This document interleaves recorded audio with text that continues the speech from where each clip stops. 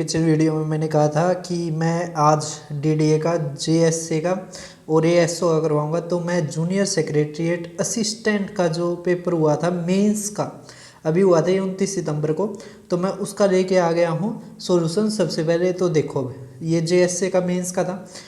Question लगभग ठीक ठाक हैं, कोई ज़्यादा मुश्किल है नहीं, लेकिन अच्छे हैं, रिपीटेड क्वेश्चन है, तो मैं करवाऊंगा। टायर 2 की बजाय टायर 1 के अच्छे क्वेश्चन थे भाई साहब इसमें, लेकिन फिर भी मैं करवाऊंगा इसका।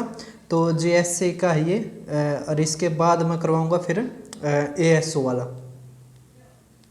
तो अब फर्स्ट क्वेश्चन देख पा रहे हो, मिक्सचर और एलिगेशन का बहुत ही अच्छा सवाल आया है। देखो इसको कैसे करते हैं तो समझो। इसमें क्या दे रखा है, देखो कि जो दो कंटेनर है जिसमें B1 ना, एक कंटेनर है जिसमें दो तरल पदार्थ हैं, एक तो है B1 और एक है B2, है ना। इनका अनुपात दे दिया आपने 11:8। अब इसमें क्या दे दिया कि 19 लीटर का कंटेनर से निकाल दिया जाता है। तो बात सुनना, अब देखो, अगर मिश्रण निकाल दिया जाए, अनुपात तो उतना ही रहेगा। जैसे आप समझो कि अगर सब्जी है, सब्जी में से अगर आपने थोड़ी सब्जी निकाल दी, है ना, तो उसमें जो सब्जी निकाली है उसका, उसमें जो नमक है और जो वहाँ पे सब्जी रहेगी जो कुकर में, उसमें जो नमक है वो बराबर ही तो होता है ना। मतलब रेशियो तो बदलता नहीं है। तो हम ये बाद की कंडीशन लेते हैं कि B1 और B2 का रेशियो 11:18 रहेगा जब 19 लीटर मिश्रण निकाल लिया। अब क्या करा, B2 को समान मात्रा से बदल दिया, मतलब इसमें भी 19 लीटर ही समान डाल दिया। तो अब B1 और B2 का रेशियो कितना आ गया, 11:27। देखो ये B1 है, ये B2 है।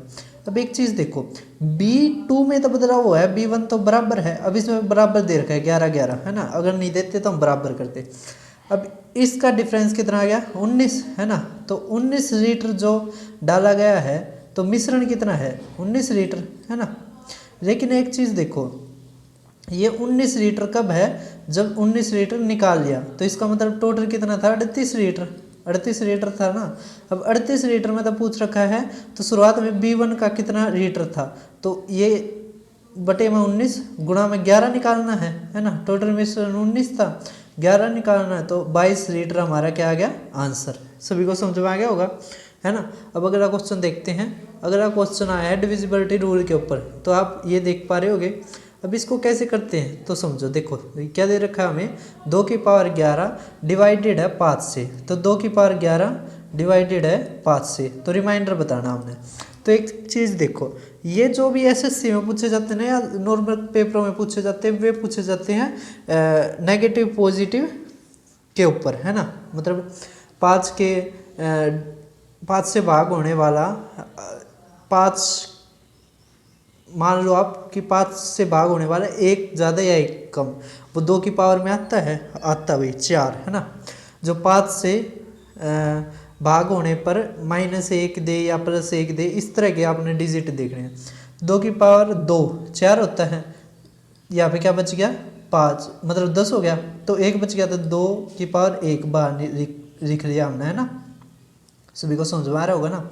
अब यहाँ पे 5, अब देखो ये 4 है ना, तो 4 को जब 5 से भाग देते हैं तो -1 आता है, और -1 की पावर अगर ओड आ जाए, है ना, गुणा में 2 है ना, बटे में 5। अब देखो ये -1 रिमाइंडर है ना, तो -1 आ गया, और 2 तक करेंगे गुणा, तो 2 आ गया, -2। अब -2 तो रिमाइंडर होता नहीं है, तो हमने अपनी सहूलियत के कारण कर रखा है अपनी, कि हमने आसानी रहे। जब भी -2 आ जाए ना, उसमें ये डिवाइजर जोड़ दो, तो जमा में 5, तो हमारा कितना आ गया, 3 हमारा आंसर, है ना। सभी को समझ में आ गया होगा। तो चौथा ऑप्शन 3 आंसर हमारा आंसर। अब देखो तीसरा क्वेश्चन, ये मेंसुरेशन का बहुत ही अच्छा क्वेश्चन है। कैसे करते हैं इसको समझो। अब इसमें क्या दे रखा है कि अगर हाइट है जो 2 सिलेंडरों की, वो 3:4 में है, ठीक है। डायामीटर है बेस का रेशियो, वो 6:5 है। देखो डायामीटर जब उसमें दे रखा है ना रेशियो में, तो रिमाइंडर भी उतना ही बच जाएगा। क्यों, अगर 2 तो भाग करोगे तो वो वैसे ही कट जाएगा, कोई दिक्कत नहीं है, ऐसे क्या ऐसा ही होता है। अब रेशियो दे दिया वॉल्यूम का, तो वॉल्यूम का फार्मूला होता है πr²h, πr²h। अब देखो पाई तो दोनों में कॉमन आ जाएगा, जैसे अगर आप R1 और H1 मान लो, है ना, और इसका πr2 का स्केयर और h2 मान लो तो पाई द पाई गया है ना। तो r का स्केयर होता है और h होता है।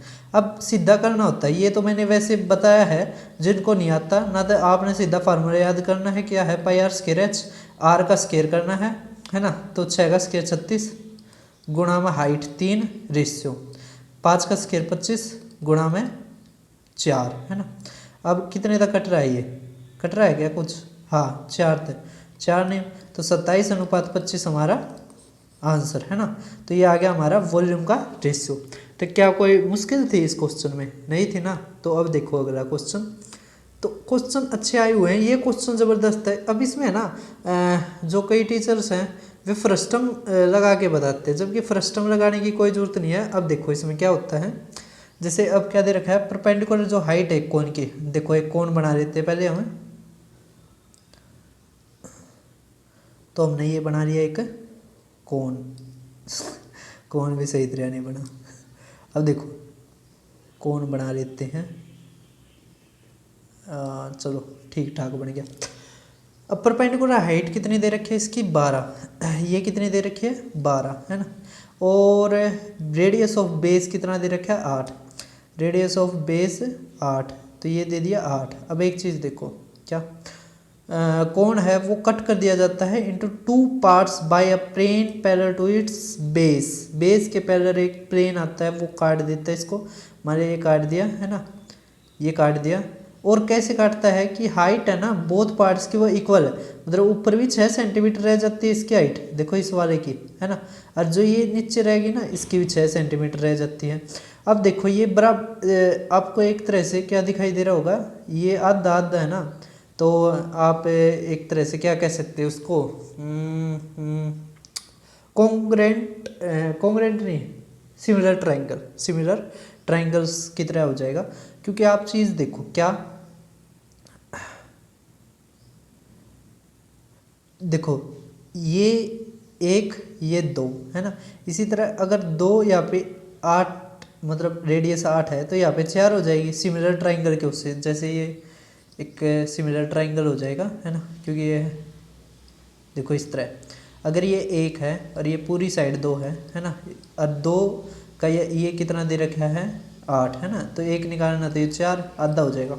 अपना ये ज्योमेट्री में पढ़ रखा होगा, कोई ज़्यादा दिक्कत नहीं, आप इतने तक पढ़ने में हो गए जब भी तो आप आए हो।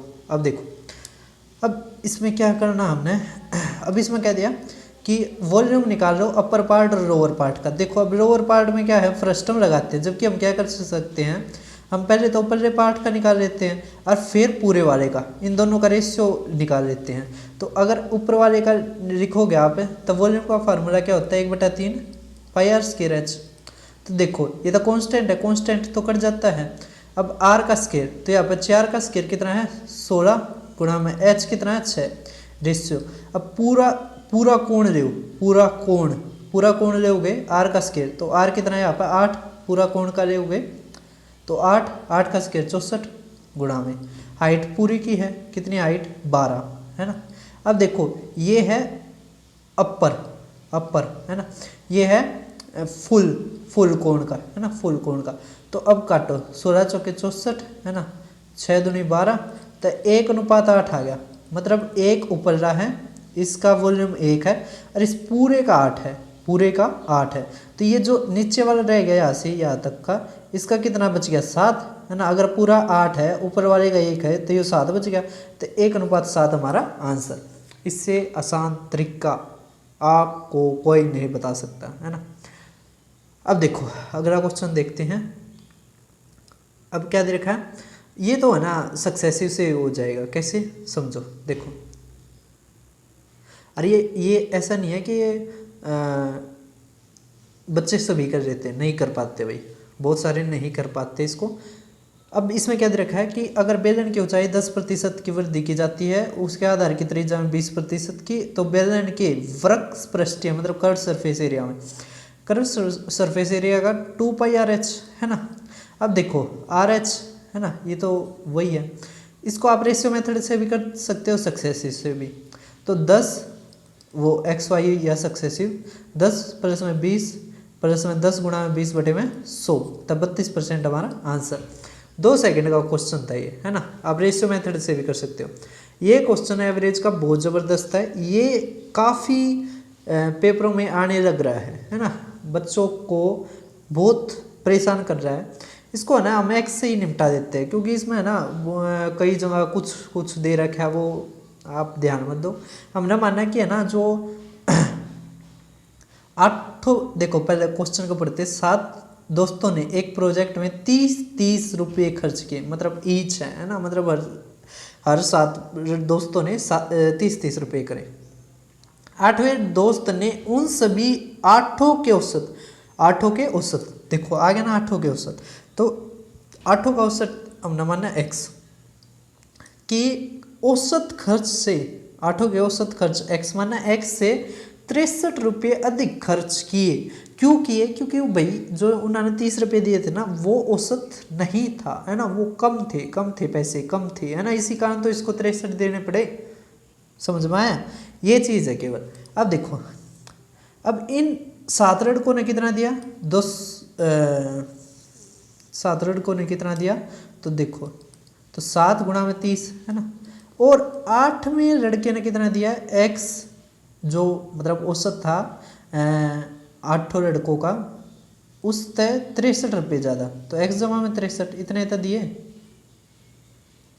63 को मैं यहाँ पे लिख लेता हूँ। अब देखो, तो टोटल मनी कितनी होगी, 8x, इतने तक बन गए, सारे पैसे अब बराबर हो गए।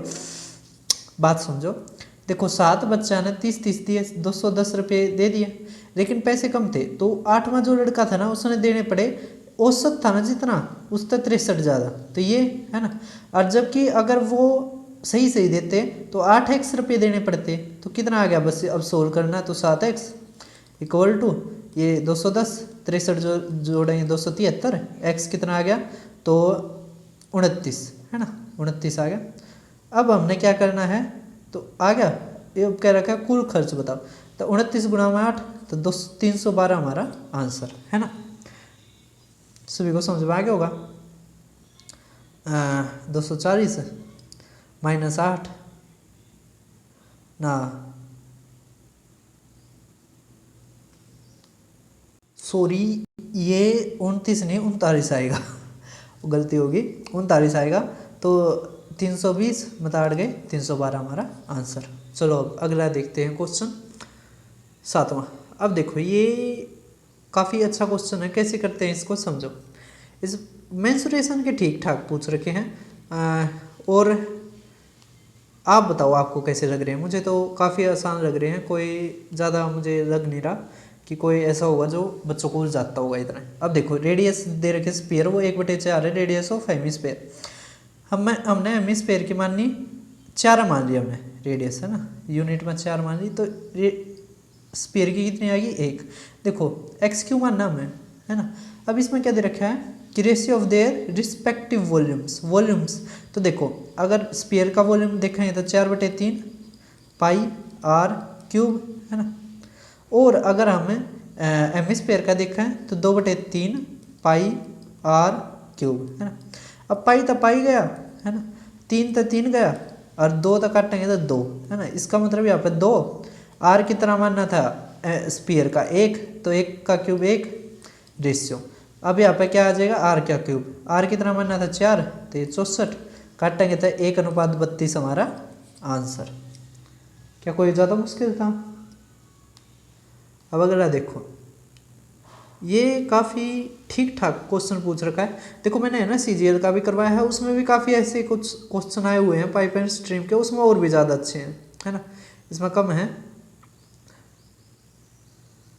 तो आप वो भी वीडियो देख सकते हैं। अब देखो इस क्वेश्चन को कैसे करते हैं। 2 पाइप हैं A और S, खाली टैंक को क्रमशः 70 घंटे और 84 घंटे में भर सकते हैं, ठीक है। पाइप D उस पूरी तरह से भरे टैंक को 105 घंटे में खाली कर सकता है। शुरुआत में केवल पाइप A और S खोला जाता है, 35 घंटे बाद पाइप D भी खोला जाता है। शुरू में खाली टैंक कुल कितने समय में भर जाएगा। अब इसमें क्या है, देखो इसमें है ना, ये इनका एलसीएम लेना ही मुश्किल है, ASD। अब ये 70 है, ये 84 है, ये 105 है, इनका एलसीएम बताओ कितना आएगा। अगर 210 करें तो 210 इससे नहीं कटता है ना। अगर 420 करें तो हाँ भाई कट रहा है ना। ऐसा दुगुना करके देखते हैं, बड़े का तिगुना करके देखते हैं। अगर आपको नहीं आता तो पहले इसका एलसीएम ले मतलब इसके फैक्टर्स बनाओ, फिर देखो कौन सा नहीं आ रहा वो करो। वो लेंथी होता है, इतना आपने नहीं सोचना है अगर आप एक लेवल पे आ चुके हो। अब देखो ये कितना आ गया, ये 4 है ना। इसकी 4 एफिशिएंसी आ गई, कह सकते हैं हम बढ़ने की। इसकी 5 और इसकी 6 है ना। अब इसने क्या कह रखा है कि ए और एस, देखो यहाँ से पढ़ो, शुरुआत में केवल ए और एस को खोला जाता है और 35 घंटे बाद, मतलब 35 घंटे तक ये दोनों चले है ना। तो अगर 1 घंटे में ये 11 भरते हैं, 4 5 11, तो 35 में कितने भर देंगे, तो 385। भरना कितना था 420, कितना रह गया 35 है ना, 35 रह गया। अब इस 35 को ये तीनों मिलकर भरेंगे, जबकि ये डी है ना, ये खाली करने वाला है। यहाँ पे देखो आपने अगर ये चीज़ नहीं देखी तो आप बहुत बड़ी गलती कर बैठोगे है ना। जो खाली करने वाला होता है उसके आगे माइनस होता है, वो घटाता है। तो अब कितना भरेंगे ये तीनों मिलकर, 7 यूनिट। कितने यूनिट, 7 यूनिट 1 घंटे में है ना। इनको भरना है 35 यूनिट, तब 5 घंटे लग जाएंगे। कितने घंटे, 5 घंटे।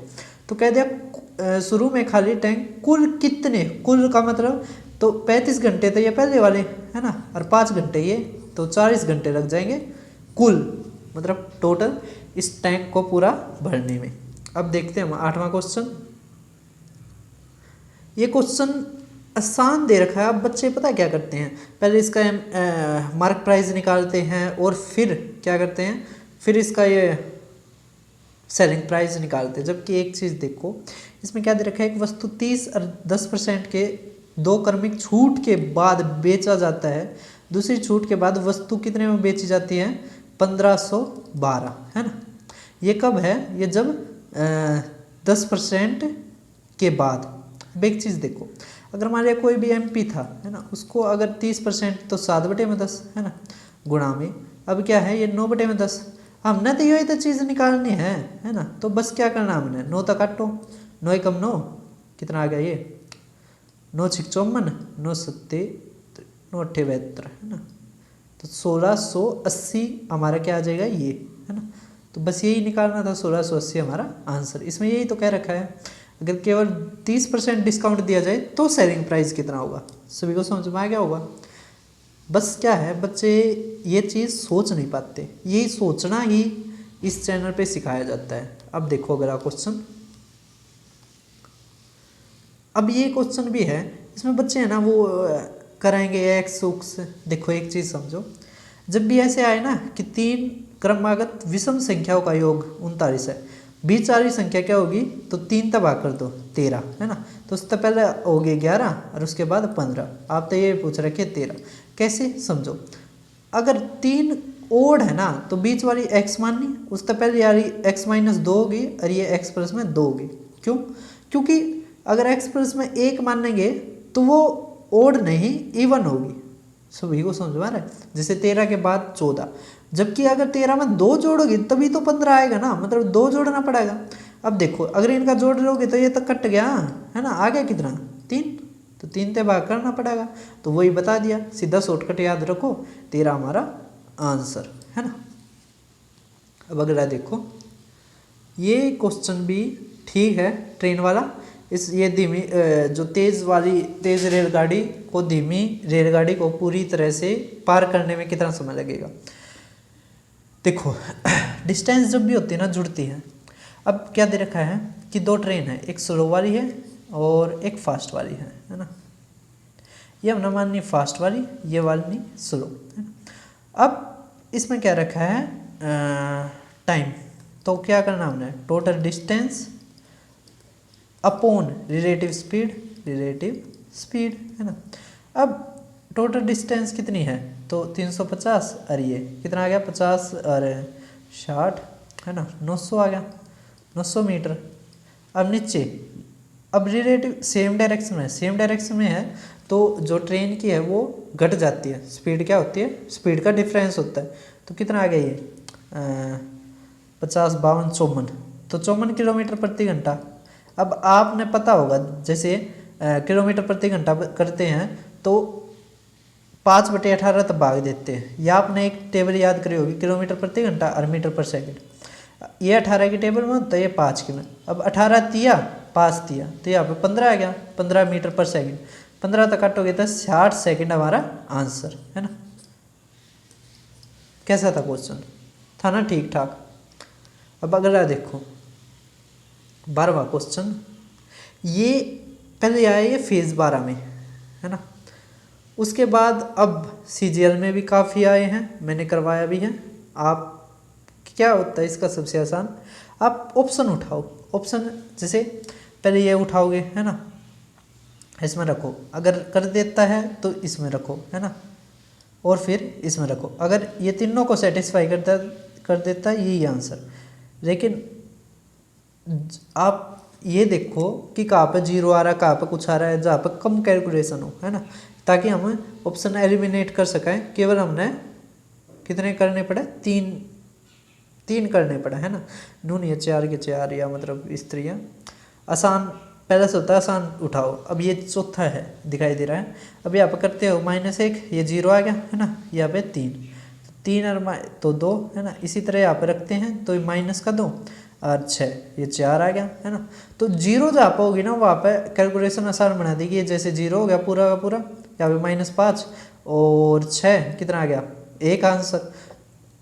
तो यही हमारा आंसर। सभी को समझ में आ रहा है, आप आसान उठाओ। अब देखो अगला क्वेश्चन, ये 13वां क्वेश्चन, लास्ट क्वेश्चन है हमारा। कैसे करेंगे इसको, तो एवरेज हाइट के ऊपर आया है। अच्छा क्वेश्चन है और लास्ट क्वेश्चन है, ASO का करवाऊंगा इसके बाद पेपर। अब इसमें क्या दे रखा है, TUV की औसत ऊंचाई। देखो हम लिख लेते हैं, समझो इसको कैसे करेंगे। T + U + V की औसत ऊंचाई कितनी है, तो 187। अगर सम मानना है कि इनका जोड़ कितना आ गया, इनके टोटल कितनी ऊंचाई आ गई, तो 187 गुणा में 3 है ना। अब यहाँ पे क्या दे रखा है कि T + U की कितनी दे दी, एवरेज दिया है 155 गुणा में 2 है ना। ये टोटल सम आ गया। अब यहाँ पे क्या दे दिया, U + में V कितना दे दिया, 154 गुणा में 2। हमने लगाया ये क्यों, ये औसत था। अगर टोटल सब निकालना है तो गुणा में 2 करना पड़ेगा। अब इसमें क्या दिया, हाइट बताओ आप U की।